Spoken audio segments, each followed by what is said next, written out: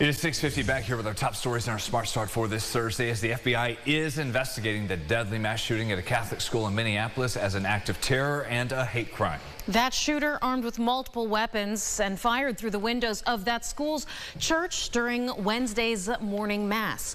2 children were killed, 14 others injured, as well as 3 adults. Now, the gunman died by suicide, and 5th grader Weston Halsley describes how he ran and hid under a pew after he heard the gunshots.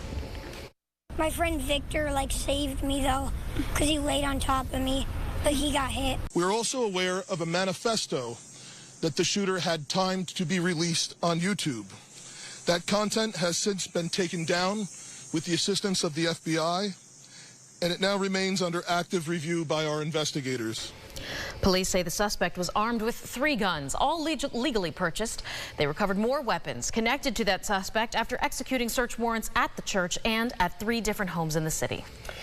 It's all just so hard to process again, going through a tragedy, too many of these. And top of mind, we've got all our families and kids going back to school next week as well. Well, our first responders say they want to be prepared. Ron Spitzer was detailing this active shooter drill they just went through to prepare for those worst case scenarios. Ron.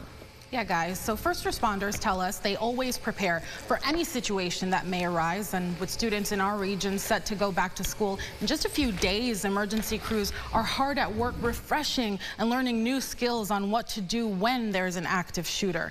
Just last week, multiple agencies across Monroe County took part in a training at Holmes Road Elementary School in Greece. These first responders were placed in a realistic scenario with a staged suspect moving throughout the building, and they were taught how to handle and dismantle potential threats, including teaching officers how to safely move throughout the school when searching for a suspect, and training for EMS and fire personnel who may be faced with treating victims. Greece Police Lieutenant Josh Spearman tells us that trainings like these are crucial, especially looking ahead to a new school year. It's super important to, one, foster relationships between the different disciplines, fire, EMS, and police, as well as giving officers and fire personnel real-life experience inside the schools during these scenarios so they can draw back on that if something happens. Well, we always want to be prepared for something like this so you can be ready and mitigate anything that comes our way. First responders also learned how to determine the level of risk when walking into a potential active shooter situation. Lieutenant Spearman tells us he hopes more trainings like these are held in the future to ensure the highest level of awareness and preparedness. Guys. All right, thank you, Aran.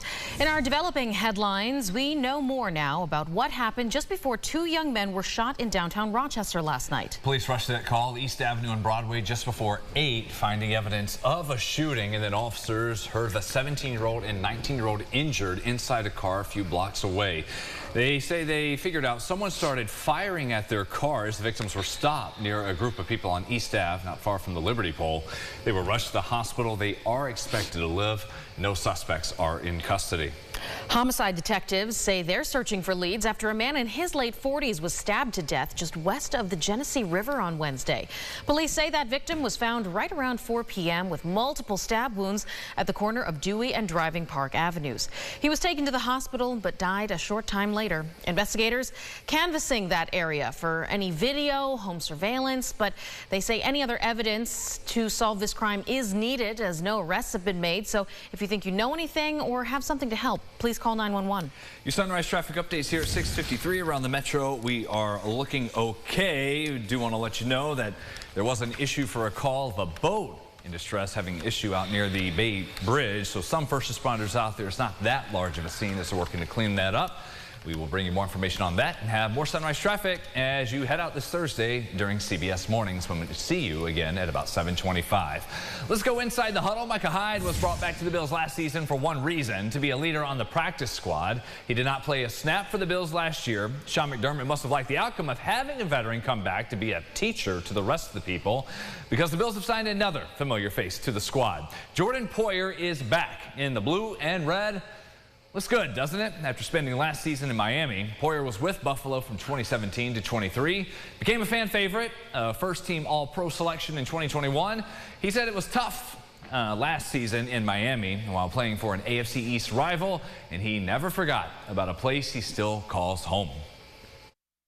Coming here in 2017, you know, this team is you know, on a totally different side of the map as it was then. It's awesome to see, you know, even, you know, being in Miami last year, I'm paying attention to everything that's going on out here. You know, these are my guys, these are my friends, my teammates that I've been with for a long time, and, you know, even some of the new guys, you can see why they bring guys like Keon Coleman in here. You know, they bring Jordan Hancocks in here and the Cole Bishops, and so, you know, I want to, again, just be here to be of service. I want to help this team win in any way that I can.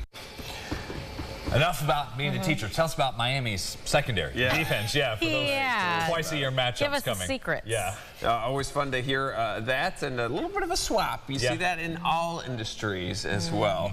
Yeah, people moving around. 8-day forecast here. You've got some late downpours today coming in, I'd say, about 2 or 3 o'clock, and then lasting through the evening, overnight. Friday, man, that's 66. That might be too warm. We're stuck low 60s for you throughout the day, and then that nice clearing toward the holiday. Ooh, fireplace this weekend? Maybe. Yeah, I could use a fireplace in here right now. You It's could. cold. It is, it is. We've got our podcast coming your way, 9 o'clock on the Rochester First streaming app. We'll be talking about a whole lot.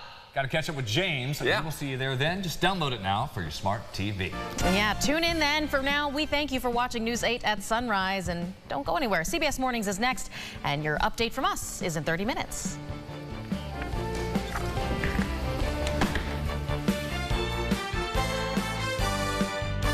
Follow News 8 wherever you are on RochesterFirst.com, Facebook, X, and on our app for news and weather.